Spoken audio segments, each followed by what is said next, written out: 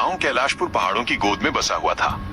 यहाँ चारों तरफ घने जंगल, प्राचीन मंदिर और रहस्यमयी गुफाएं थीं। कहते हैं कि इस गांव की रक्षा कोई अदृश्य देवता करता है। लोग हर साल मंदिर में बलि चढ़ाते, पूजा करते और मानते कि यही देवता उनकी फसलों और परिवारों को सुरक्षित रखता है। लेकिन इस मान्यता के पीछे एक ऐसी सच्चाई छुपी थी जिसे जानकर किसी की भी रूह कांप जाए। रात का समय था।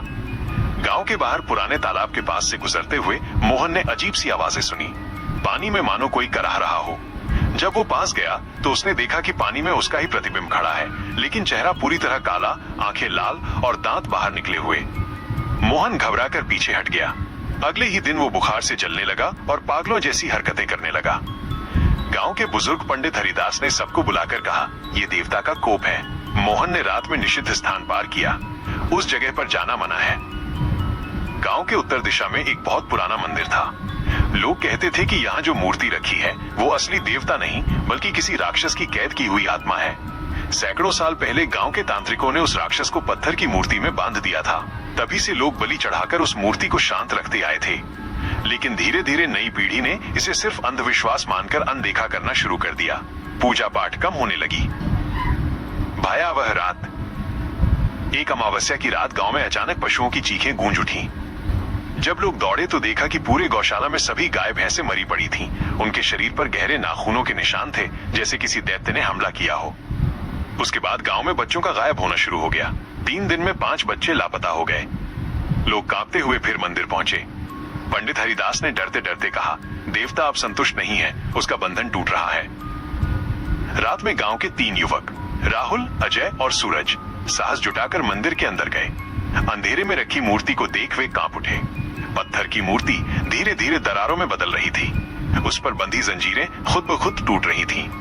अचानक मूर्ति की आंखों से लाल रोशनी निकली और पूरे मंदिर में गूंज उठा, सदियों तक तुमने मुझे बांध रखा, अब मैं आजाद हूँ। राहुल और उसके दोस्त बाहर भागे, लेकिन दरवाजा अपने आप बंद हो गया। तभी काले धुएं का एक गोला मूर्ति से निकला और इंसानी आकार लेने लगा। उसके सींग थे, लंबे दांत थे और शरीर से सड़ी गली लाश जैसी दुर्गंध निकल रही थी। अगली सुबह गांव खून से लाल था। कई घरों में लोग मरे पड़े थे, उनकी आंखें बाहर निकली हुई। बच्चे गायब थे और औरतों के चेहरे पर डर से जमी चीखें। पंडित हरिदास ने लोगों को इकट्ठा किया और बताया कि ये कोई देवता नहीं बल्कि कैलाश असुर नाम का दैत्य है, जिसे सैकड़ों साल पहले बंद किया गया था। अब उसका बंधन टूट चुका है। इसे रोकने का केवल एक ही उपाय है, बलि। लेकिन इस बार पशु की बलि नहीं बल्कि इंसान की। लोग सहम गए, किसकी बलि दी जाए? तभी पंडित हरिदास ने कहा, जिसने निषिद्ध स्थान पार किया और देवता को जगाया, वही मोहन इसकी बलि बनेगा। मोहन को रस्सियों से बांधकर मंदिर लाया गया। पूरा गांव रोता चिल्लाता रहा। जैसे ही उसे मूर्ति के सामने रखा गया, दैत्य की परछाई बाहर निकली और मोहन की छाती चीर डाली। मोहन की चीख गांव में गूंजी और उसका खून मूर्ति पर टपका। अगले ही पल दैत्य की परछाई वापस मूर्ति में समा गई और दरारें भरने लगी। गांव फिर से शांत हो गया। लोग सोचने लगे कि अब सब ठीक हो जाएगा। लेकिन 2 रात बाद राहुल ने देखा कि उसके कमरे की दीवार पर वही लाल आंखें चमक रही हैं। किसी ने फुसफुसाकर कहा, मेरी भूख कभी खत्म नहीं होगी। गांव के लोग आज भी मानते हैं कि देवता हर साल एक नई बलि मांगता है। अगर उसे नहीं दी जाए तो पूरा गांव खून की नदियों में डूब जाएगा।